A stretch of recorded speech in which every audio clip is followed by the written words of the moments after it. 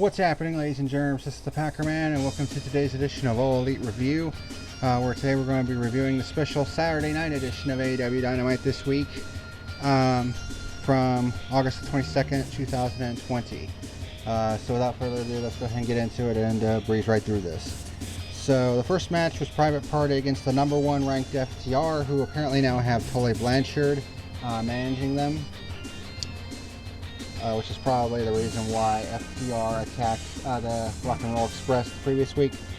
Some good tag team wrestling by both teams. Eventually, FTR hits the Good Night Express on Mark Quinn for the 3 count and the victory. I gave this match 3.5 stars out of 5. Good opening match. And then after that, Mox talks about MJF's campaign and says that those who are the toughest don't really need to talk too much. And he wonders what MJF is hiding from him, basically talking about himself all the time. Conversely, MJF comes on camera with a neck brace, with another like Dictator John promo, and calls for the Paradigm Shift to be banned, or the Death Rider, which is the elevated version. And his lawyer says that the Death Rider will be banned for the AEW World Title match, or his law firm will sue John Moxley. Of course, this is in storyline, but you get the general idea. Then we have an 8-man tag match. The Butcher and the Blade and the Lucha Brothers take on the Natural Nightmares, who are ranked number 4, and the Jurassic Express. The Jurassic Express went nuts with some of the high-flying stuff. There was a dangerous-looking spot where Dustin got slingshotted by Pentagon and tried to do a destroyer and nearly injured Ray Phoenix. It looked devastating, but man, that was close. The finish came when Pentagon basically signaled to the Blade that they were going to try to do a stuffed package pile driver. Pentagon wanted to do his hand signals, but Blade is like, "Come on, let's go," and Pentagon didn't take too kindly to that. So he shoves Blade into a schoolboy from Jungle Boy, who got the 3 count and the victory. Both the Butcher and the Blade and the Lucha Brothers start shoving each other, and it looked like we're going to get into it. And then Eddie Kingston comes out and tries to bring the Butcher and the Blade and the Lucha Brothers back together as a unit. So it seems like he's going to manage them for the time being, from the looks of it. This was a solid match. I gave it 3 stars out of 5. Then we see Britt Baker in a gym, cutting a promo on Big Swole with Kip Sabian and Penelope Ford. And I guess she offered Penelope Ford and Kip Sabian a free dental work for a year if she basically teams up with them against Big Swole. So there's that. Tony Schiavone was going to interview Orange Cassidy next, but then Jericho comes out. He actually congratulates Orange on his win. And then he challenges Orange to a rubber match. So a best of 3, basically, with this match in particular being a Mimosa Mayhem match. As the third and final match between the two. And this will take place at All Out. So basically, the only way to win this particular match is by pinfall, submission, or throwing your opponent into a vat of a mixture of orange juice and champagne. Hence the name, the Mimosa Mayhem match. So I'm assuming that this is going to be a no disqualification match, because they said the only way to win is by pinfall, submission, or throwing your opponent into the vat of mimosa. So I'm assuming that there's not going to be any disqualifications for this particular match. So I'm assuming it's going to be, no disqualifications, which means, weapons galore and interferences and all that other shit. But Orange obviously accepts with his lazy thumb, and then the Inner Circle attack the Best Friends and beat them down. So we're going to see that at All Out on September 5th. The next match was a trios match between the Elite, who are ranked number 2 in my rankings, and the Dark Order, which consisted of Alan Angels and the Beaver Boys. This was actually a pretty good match. Good mat wrestling between Nick and Angels. I really want to see them really start to push Alan Angels, because he's got a lot of talent. I mean, he really does. The Elite do a double team Kotaro Crusher on Angels. Then Dark Order used a chair and a triple team attack on Kenny Omega. Then the Beaver Boys hit a Tope Suicida Brainbuster combo on Matt. I don't know if that was intended to be a Brainbuster. That might have been supposed to be a suplex, but it turned into a Brainbuster. I don't know if it was a botch or not, but either way, it looked pretty devastating, to say the least.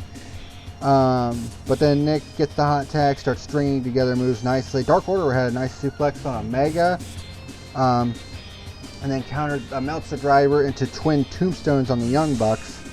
But eventually the Elite get the upper hand, hit the Indie Taker on Alan Angels, and then Omega hits the One-Winged Angel for the 3 count and the victory.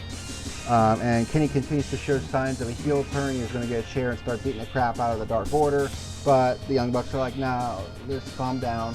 So we're continuing to see signs of that Kenny Omega heel turn. And I gave this match 3.75 stars out of 5. So the next match, is Darby Allin, basically, beating up a jobber. Darby Allin against Will Hobbs. Darby starts fast and furious with a Tope Suicida. Will Hobbs tried to use some of his power to slow down Darby Allin, but he did get his offense in, but Darby was not losing this match. He counters a running power slam into a shoulder ride stunner, which was a nice counter, and then hits the coffin drop for the 3 count and the victory. I gave this match 2.75 stars out of 5. It was alright. Then Taz, who's on commentary, starts talking trash to Darby and says that he has a new member of the team, and then Ricky Starks comes out dressed as Darby Allin, starts mocking Darby. And then Brian Cage attacks Darby with the FTR belt. Basically, Ricky Starks basically gets in his face and says, I'm absolute Ricky Starks. So I'm assuming we're going to see a match between those two at All Out. Or a match between Darby and Brian Cage for the FTR belt or something like that. Sammy comes out with 2 cards once again, but this time Matt Hardy attacks him from behind with a chair and then sends him through a table, which is going to lead to a tables match this coming Thursday night, because the next episode of Dynamite is going to be on Thursday, which is this coming Thursday. So there's going to be a tables match between Sammy Guevara and Matt Hardy, and correct me if I'm wrong, but I don't think we've had a tables match in AEW yet. We've had the Escalera de la Muerte, but that was mainly a ladder match. So I don't think we've had a tables match in AEW yet. So this is going to be a first, believe it or not. And then this was kind of rumored to be Hikaru Shida's opponent at All Out. Thunder Rosa basically comes in and challenges Shida for the AEW Women's World Championship. Now, there'll probably be some people thinking, why is this Thunder Rosa, able to come in and challenge for the AEW Women's Championship? Well, 2 reasons. Number 1, Shida basically went the Cody route, like Cody did with the TNT Championship, and put an open challenge out for the title. And Shida, knowing that she hadn't had any, real opponents in, recent months, had put an open challenge out for the AEW Women's World Championship, and Thunder Rosa accepted the challenge. And here's the other thing, the second thing, is the fact that Thunder Rosa is not coming in without clout. If you notice during her promo, she is the current reigning National Wrestling Alliance Women's World Champion. Yes, that National Wrestling Alliance, who has NWA Power on YouTube. That NWA. She is the current reigning NWA Women's World Champion. So essentially at All Out, we're going to have the NWA Women's World Champion against the AEW Women's World Champion. One from Mexico, one from Japan. That's going to be one hell of a match, I think. I'm looking forward to that one. But speaking of the women's matches, the women's division, this next match was going to be a really big determining factor in how my overall feeling of this show was really going to turn out. I know that's kind of crazy, but considering who was in it, you'll understand why. It was the AEW Women's Tag Team Cup Final. And of course, I've counted up all the matches and shit. So it was Ivelisse and Diamante against the Nightmare Sisters of Allie and Brandy Rhodes. Now, Brandy Rhodes and Allie, I'm trying to remember who they beat. Give me 1 second here.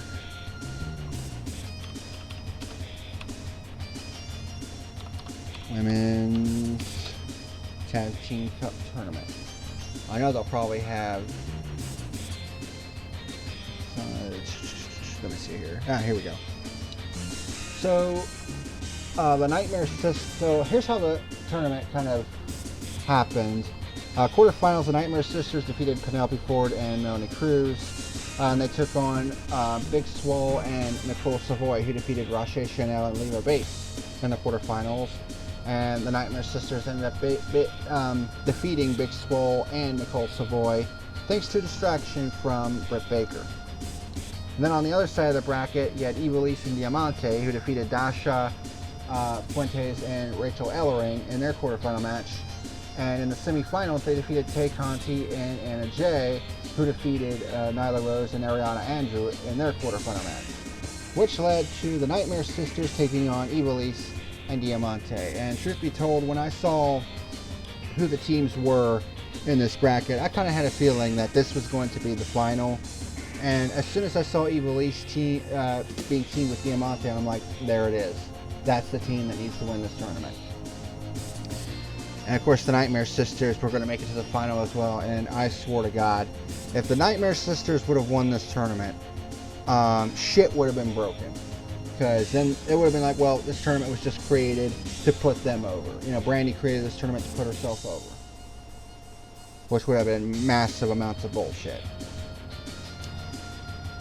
But thankfully, the right team won in this case. So, the highlights of this match, it definitely seemed like, for a large majority of this match, Ivelisse and Diamante seemed to be the baby faces in this match, because the Nightmare Sisters were really laying it into Diamante in particular.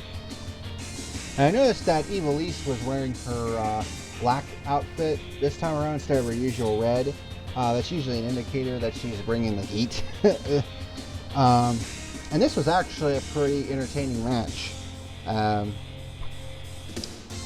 dare say it was the Nightmare Sisters' best outing as a tag team, which is really surprising, all things considered. The Nightmare Sisters both hit their finishers on Diamante. Brandy hit her biotic spear, and Allie hit her kind of Eye of the Storm variant, where it starts out in the inverted headlock, but then turns it into like the elbow drop. And I was thinking, oh my God, if they win it with that, I was going to be pissed. But Ivelisse thankfully broke up the count. It looked like at the end of this match, it looked like Brandy was going to go for like a butterfly style move. I don't know what she was going for, but she was going for an underhook on Ivelisse, but she dumped. But Ivelisse dumped Brandy to the outside onto QT Marshall, which left Allie in the ring all by herself. Diamante hits a wheelbarrow stunner, and then Ivelisse hits her finisher, which apparently she calls the ride along, where she starts out in a snapmare position, and she rolls through with her opponent, and then transition it into like a sweeping roundhouse low kick to the face, a snapmare PK basically. And she gets the pin on Allie for the 3 count and the win, and I definitely audibly popped when they won. So Ivelisse and Diamante win the AEW Tag Team Cup Championship, and they were presented with the championship trophy, and they also got these big ass gold medals that they were presented with as well. And Medusa was there as well to present it with them. They were being given some like flowers and like a bouquet and shit, but they threw them to the ground and grabbed their Puerto Rican flags and celebrated their win on the entrance ramp. So thank you, AEW, for making that decision, and hopefully this is a sign that they're signing Ivelisse and Diamante to full-time contracts. I think Diamante, She was a little bit green at the start of this tournament, but I think she definitely proved in the semis and finals that she definitely has what it takes. And of course, Ivelisse, you know, she's a damn good wrestler. And her time on the Indies has been filled with championship gold. She's a 3-time Ladies Night Out champion, I believe. She's won multiple championships across a lot of different indie organizations, so she's definitely got the clout. But I gave this match 3 stars out of 5, but definitely the right team won. Thank you for that. And then we came to the main event, which was the AEW TNT Championship match between Brody Lee and Cody. I think the shocker out of this one was how strong they put Brody Lee over. So Cody comes out swinging, but Brody comes back with a drop kick and a big boot. He has a half Nelson suplex, a German suplex, and a pair of super kicks for a 2 count. And Brody hits a couple of power bombs and then hits the discus lariat and gets the 3 count for the win, like only a couple minutes in. That's like, whoa. They just put Brody Lee over big time, because, I mean, just think about this. Cody, this was his 9th TNT Championship defense since he won the championship back at Double or Nothing. You know, and he has faced all manners of different opponents, you know, from Warhorse to Eddie Kingston to Scorpio Sky, Lance Archer, who he beat for the championship. You know, he's had to, you know, face some pretty damn good wrestlers, you know, defending that TNT Championship and really putting it over as a prestigious title. And then Brody Lee just comes in and just, you know, runs through him and wins the TNT title. That's how you put over somebody as a monster, you know, like Brody Lee. So Brody Lee is the new TNT champion. He's interviewed by Tony Schiavone, and basically says, I'm paraphrasing, a new era has begun here on Dynamite as your new TNT champion. And the Dark Order comes out to celebrate. Cody starts being carried out on a stretcher, and then Dark Order attacks Cody and Arn Anderson. Basically, the entire Nightmare family got decimated by the Dark Order. Dustin Rhodes and QT Marshall were brought out from the back because I guess they were attacked by the Dark Order. Brandy comes out to say, you know, that's enough, but Brody then instructs Anna Jay to basically put like a rear naked choke on Brandy and chokes her out. So basically, the Dark Order is standing tall. At the end of last year, I thought it was not a good idea to do, but now, you know, with Brody Lee as the new TNT champion, and of course he's brought a whole new dynamic to the Dark Order since he became the quote-unquote leader of the group. The Dark Order has become a force to be reckoned with in AEW. I mean, what a fucking turnaround, dude. I mean, I was not very optimistic at the end of last year about the Dark Order, but my God, they have turned the corner, man. They really have. So I gave this match 2.25 stars out of 5. It was basically a squash, as hard as it is to believe, but I can understand the storytelling, though, and putting Brody Lee over as a very strong and worthy TNT champion. So, and afterwards, Brody actually hit Cody with a bag of stuff, and it turned out to be the broken pieces of the old TNT title. And he did say that he was going to return the old one to him, so there you go. And that was AEW Dynamite on a special Saturday night. So, very solid show overall. We have a new TNT champion. The right team won in the Women's Tag Team Cup tournament. Not a whole lot of complaints here. So overall, my final rating for this show will be a 7 out of 10. Thumbs up. So next time around will be a show on Thursday.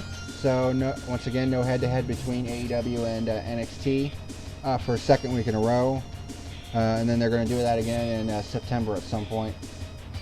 I think September the 16th they're going to have a show. Oh, by the way, this coming Thursday is actually going to be a live show. And they're going to have fans in attendance. They're actually selling tickets. Now they're limited tickets and they're going to be like spread out and stuff. But this coming Thursday is not going to be a studio show. It's going to be an actual live show. Now again, limited capacity, but still, this is going to be the first quote-unquote live show that AEW has had since Salt Lake City back in, I think, March. And it's been a long time coming. So that'll be interesting to watch. So That'll do it for today's edition of All Elite Review. Thank you very much for watching. Here are my updated rankings, and with them having their most productive week ever with the two semi-final matches for the tag team tournament, 11 matches again on Dark this week, and then 6 matches on this show. They had 19 total matches this week. That's a lot of fucking content. So, a lot of shuffling in my personal rankings. So, here they are. Thank you very much for watching, and until next week, this is the PackerMan signing out. See you later.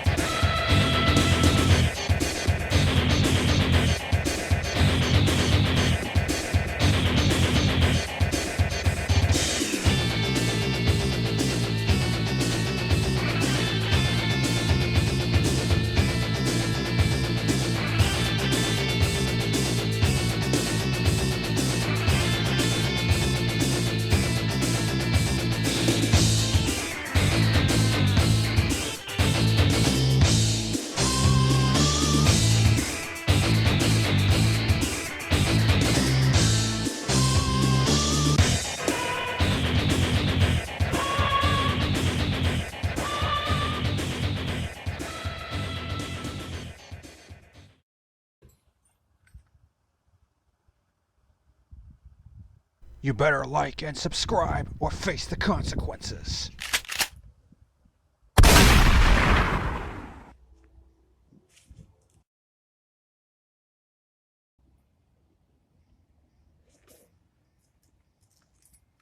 You have been warned.